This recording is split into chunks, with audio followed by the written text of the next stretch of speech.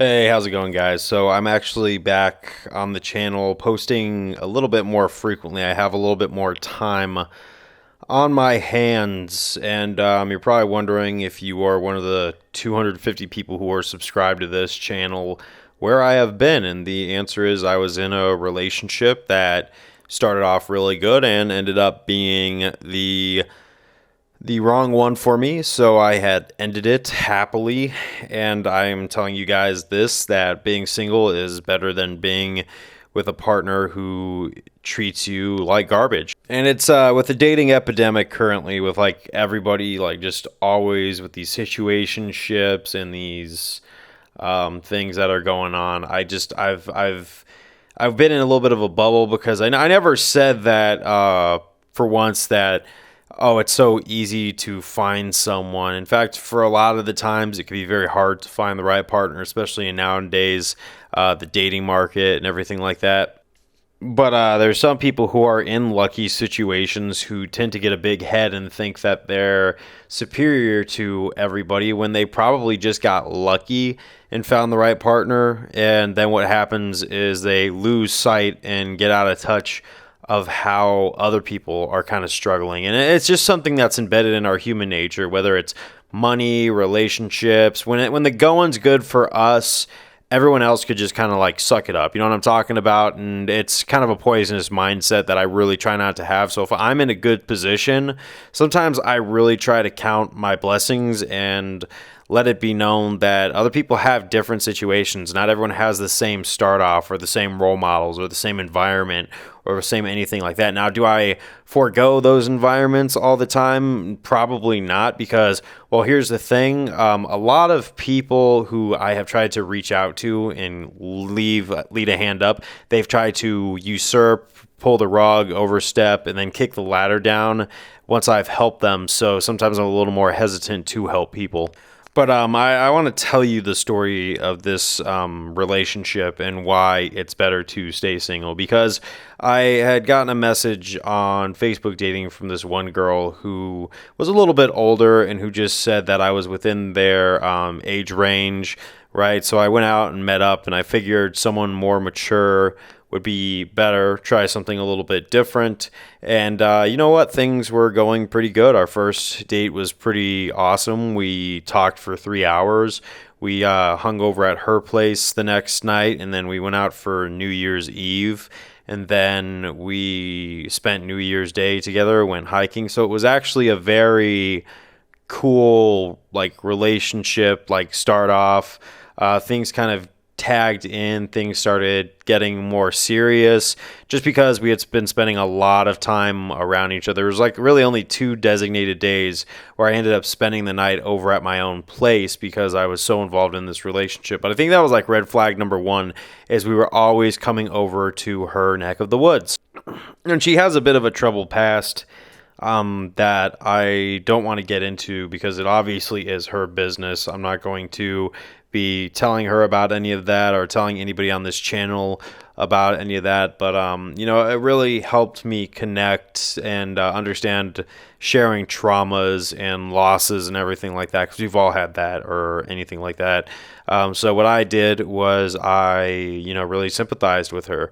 And then one morning, we were supposed to go out to a concert. Then I got a call in the morning that she had thrown out her back and was in a lot of pain. So I had to call out sick from work. I rushed over and helped her out. And I remember spending all weekend with her, trying to get her in a good spot, icing her back, making sure she could walk. I took her out to my open mat in jiu-jitsu just so she could watch us roll, so she could keep her sanity and get out of the house. I was really stepping around for her, still kind of living two lives, but making it work nonetheless. And then once I had gotten out of that week where she started going back to work, started doing things, we still wanted to spend a lot of time together, so we would do different things. I would cook for her, but sometimes the thing is I wouldn't cook to her liking, and she would show kind of lack of gratitude from that. And that should have been my first red flag, when usually I'm like, okay, then I'll be a better chef. And in a lot of ways, when I get constructive feedback, it has actually made me a better chef in the kitchen. But we realized we had a lot of different things. She liked to eat out a lot. I liked to stay in and cook because it was healthier. She liked to smoke a lot. I'm not that much of a smoker. She doesn't really exercise a whole lot. I exercise a ton. We just had very different life dynamics. I was trying to like appease both. So although I would work out, I would sometimes eat out with her and skip on my diet plan a little bit. I'm still bouncing back from that a little bit because I gained a couple pounds. And I knew this was coming for a while, and I tried speaking up about it, but it was obvious that she wouldn't want to budge on any of her things. And I also realized just how expensive going out and eating all the time is, because it's like $60 a weekend. Sometimes if you go to a more high-end restaurant, I probably paid for like $150, especially for New Year's dinner, which was very expensive.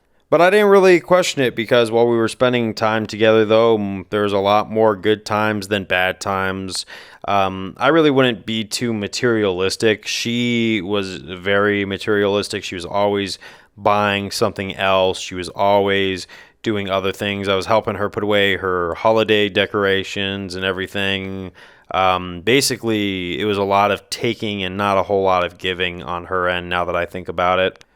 But we were still around each other, and it was still not too revealing that these things were a problem because it didn't really get to the red flags part that really had to stood out, where even if I didn't really have a rose-colored glasses, I had a slight rose tint, but when the massive red flags came out, I was able to see how this was going to go, and it really did start a few months in where it was time for the Super Bowl, and we were going to go hiking and all that stuff, and out of nowhere, she would just start showing mood and attitude and everything, and she had been raising her voice at me over random stuff, trying to shame me in public, and it got so bad to the point where I started raising my voice, and we started having these shouting matches, and it got to the point where she finally spit up and said that we have been seeing each other way too much, even though she never complained to me that me coming over was a bad thing. If she would have said I need more time to myself, I would have definitely backed off and gone to work on things like maybe this channel. But she finally said that we were spending a little too much time together, so I said okay, but then she wanted to still go for the hike, which I did, and then we agreed that after the fight that we were going to start seeing each other a little bit less because I needed to get to some stuff that was making myself, I did feel like I was losing the frequency of my life, and I had to get back on track with that. I know that she didn't always agree with it, but like for real, I really did put in an effort to cut down phone time, to not pay as much attention. I still paid attention, but just not as much. I even would still buy her certain gifts. I would still buy her tape guns. I would still buy her all these things that would help her around the house. She bought me a few things, and we just kind of had like this little relationship that was a lot more give. But out of nowhere, it seemed like she would just kind of like snap and start wanting to argue, and something was bothering her. And I would tell her that, okay, well, what's your deal? Why are you just starting in and being condescending? And I don't deserve to take the brunt of whatever it is you're going through. You could either tell me what's going on, or I could leave right now. And after a while, she would, have a mood swing, and then she'd go in to her house, go away with it, and then she'd apologize for it later. Sorry if I was being mean or something like that. And it was kind of getting tiring at its end. And it came to the part where I started getting frustrated, and I started saying, you know what, I'm not going to be doing this anymore. I'm not going to be, taking this punishment anymore. I'm not going to be doing these things for you anymore if you're just going to be, all this. So it got to the point where, she just didn't respect my time anymore. She didn't respect where I needed to be. We made plans clear, but it was always me tiptoeing and modifying the plans to appease her. And I was fed up. So it got to the point where I was out working out with my friends, doing some things at eye level. She was doing a photo shoot that she had been prepping weeks for. And it got to the point where I actually brought over another camera that I had, a brand new one that was a little costly. And I told her that, hey, I would be more than happy to do another photo shoot and test this one out. And you could do it for free because normally I could charge someone like $200 for this photo shoot. Now, I thought that, she'd be very grateful about that. So we picked a park, and she spends about an hour just trying to start an argument over nothing. And she wanted to find the perfect spot because the first spot we agreed on she just wasn't feeling. So we were driving around for a good hour. I think I fell asleep midway through the car just to make sure she picked the right spot. And I said, hey, when you find the right spot, I'll take the pictures. Until then, I'm napping. We had future plans at night that she was making us late for, but I was really trying to bite my lip and really just try to be patient. Meanwhile, we find a spot, we do the photo shoot while she's snapping at me to get everything in gear. And she and her pet were in this shoot, and I took pictures of both of them. I took pictures of everything she wanted to, every angles. I was working the camera, even though she was making sure that we got good photos. Afterwards, she kind of just was very mean-spirited right after that, where she wanted to take a picture of a statue that she thought was cool artwork, and I was standing right by it. Instead of asking nicely if I could move out of her shot, she just snaps at me, "You're in my shot, move," right? And I'm just like starting to see that I'm starting to have enough of this. So we get in the car, and then she snaps at me again and asks, well, are you going to pick a movie time or not? Or should I do it again? Or it's like, so just things like that where she's just constantly talking down and treating me like I'm a lap dog. And this is where I really missed my life as it came down to it. So I said, okay, yeah, I'll pick this one, and I can drop off my camera on the way. And she's asking, why can't we do it after? Because I still got to do this, all these other things. And then I just kind of bring up the fact that why do we have to tiptoe around your schedule, but my schedule just always gets stomped all over. I had to make it clear that I was going to say I got to put up some resistance because she's starting to think that she could walk all over me and she could condescend to me and she could treat me like really, really bad. So and it got to the point where, again, she was trying to ramp up the volume. She was actually starting to shout at me. She was starting to like berate me. And I had said, okay, well, why are you yelling about me? Why do you always have to endlessly argue until I just give in and say, you are right? Like the demons inside of her were getting stronger and really trying harder to upset my peace. And it got to the point where I had said, I don't appreciate you talking to me like this. I don't appreciate all this. And all she could do was condescendingly laugh at me like I was weak or beneath her, or I didn't deserve to be in her presence. And it was at that point where I said, okay, I'm just going to go home for the evening. And she's like, fine, you could go home. I don't care. And I said, okay. And then she said, well, I just don't think that this is going to work then. And I said, okay, so we can agree on something. I don't think this is going to work either. I wish you a good life. And I will see you like probably never, because I really just want to be done with this. And then she starts moving the goalpost and saying, well, we could still hang out if you want, if you just, admit that you're, because I called her crazy too. I told her that she was acting insane and she was acting like a nut job, which she was. And then she gave me this ultimatum on the way home. And this just kind of showed how she had an overvalued opinion of herself.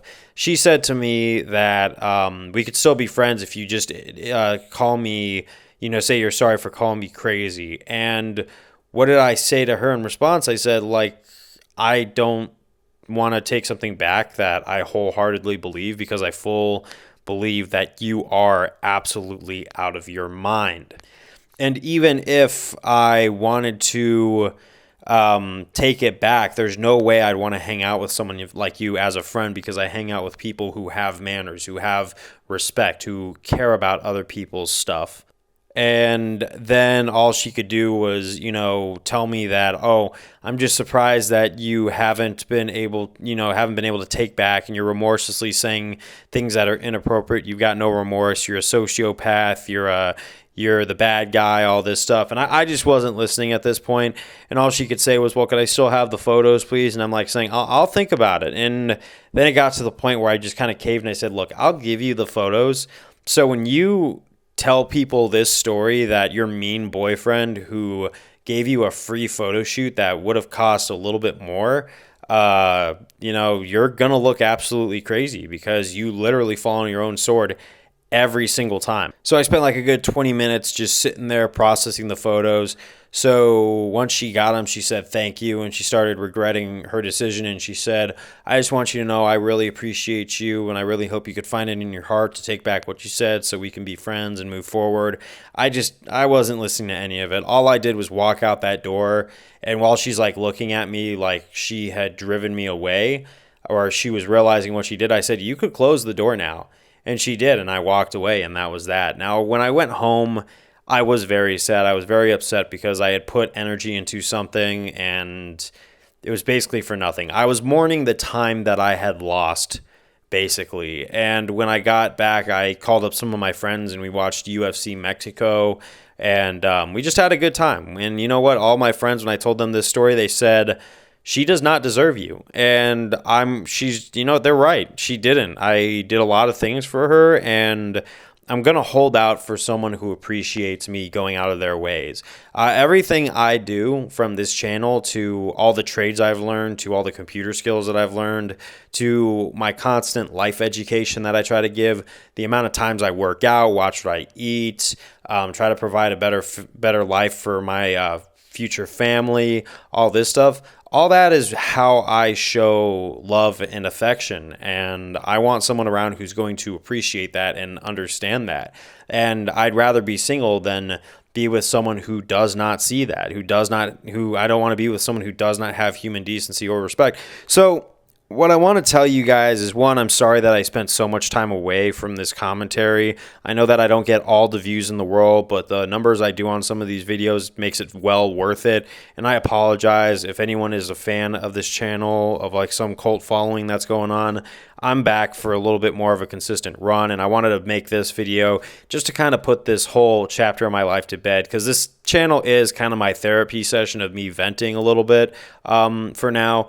And I just wanted to say I appreciate everybody who watched and logged in, and I will just say, guys, don't be with someone who doesn't value you. In fact, if you're single, it could be a lot worse. If you are upset that you're single in this dating pandemic that we got, or epidemic that we've got, just realize that you could be with someone who absolutely treats you terribly.